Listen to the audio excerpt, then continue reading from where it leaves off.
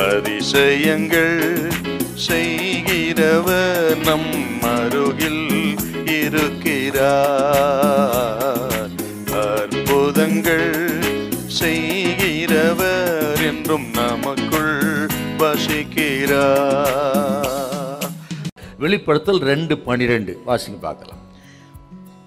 பெர்கமு சபையின் தூதனுக்கு நீ எழுத வேண்டியது என்னவெனில், இருபுறமும் கருக்குள்ள பட்டயத்தை உடையவர் சொல்லுகிறதாவது. இருபுறமும் கருக்குள்ள பட்டயம்.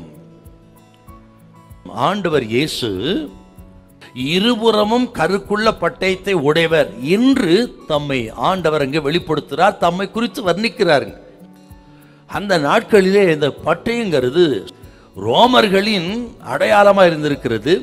அவர்களுடைய ஆளுகையின் சின்னமாக அடையாளமாக அந்த காலத்தில் இருந்தது இந்த பட்டயம். வேதத்தில் பட்டயம் என்று சொன்னால் கர்த்தருடைய வேத வசனத்தை குறிக்கிறது. ஆண்டவர் இயேசுவின் வாயிலிருந்து வருகிற வார்த்தைகள் அது பட்டயம் என்று வெளிப்படுத்த விசேஷத்தில் பார்க்கிறோம். இப்போ ஆண்டவருடைய வாய்ந்து வருகிற வார்த்தை தான் பட்டயம் என்று வேதம் சொல்லுகிறது.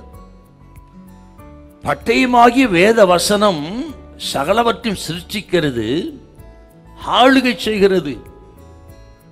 ஆண்டவருடைய வார்த்தை என்ன செய்தான்? விசுவாசிக்கிறவர்களை ரட்சிக்கிறது, விசுவாசியாதவனை பட்சிக்கிறது. அதுதாங்க கர்த்தருடைய பட்டயமாகி வேத வசனம்.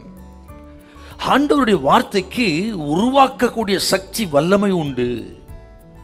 ஆண்டவர் வார்த்தை தான் உலகங்களை சிருஷ்டித்தது. பெருமையாயிருந்த உலகத்தை சிருஷ்டித்தது கர்த்தருடைய வார்த்தை.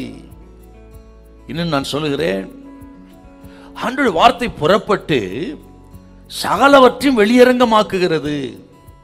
ஆண்டவர் வார்த்தை வந்தால் எதுவுமே மறைந்திருக்க முடியாது. அவருடைய வார்த்தை சகலவற்றையும் வெளியரங்கமாக்கி பகிரங்கப்படுத்தக்கூடிய அளவுக்கு ஆக இருபுறமும் கருக்குள்ள பட்டயம் போல கர்த்தருடைய வார்த்தை இருக்கிறது. கேட்கிற அருமையான கர்த்தருடைய பிள்ளைகளே, பட்டயங்கிறது சாதாரண விஷயம் கிடையாதுங்க. நம்ம நினைக்கலாம், நான் நினைக்கிறத யார் அறிந்து கொள்ள முடியும், நான் மறைவிலே செஞ்சதை யார் புரிந்து கொள்ள முடியும், என் அந்தரங்க பாவ ரகசிய பாவத்தை யார் தெரிந்து கொள்ள முடியும், யாருக்கும் தெரியாது அப்படி நினைக்கலாம் நீங்க.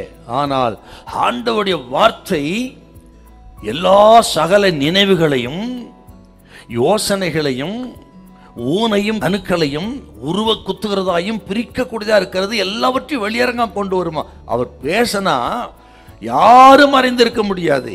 ஆண்டவருடைய வார்த்தை வரும்பொழுது ஐயோ நான் அதமானேன் என்று சொல்லி நமது உள்ளான நிலைமையை ஒப்பு கொடுத்து வெளியரங்கமாக்கி பாவ அறிக்கை செய்து ஒப்பு கொடுத்து மனம் திரும்ப செய்யக்கூடிய வார்த்தைக்கு பேர் தாங்க கர்த்தருடைய வார்த்தை. இதை கேட்கிற அருமையான கர்த்தருடைய பிள்ளைகளே, அந்த வார்த்தை நீங்க விசுவாசிக்கணும். ஆக வார்த்தை வரும்பொழுது மனம் திரும்பணும், ஒப்பு கொடுக்கணும், பரிசுத்தம் அடையணும். அப்படிப்பட்ட கர்த்தருடைய வார்த்தை நீங்க வாசிக்கணும், தியானம் பண்ணணும்.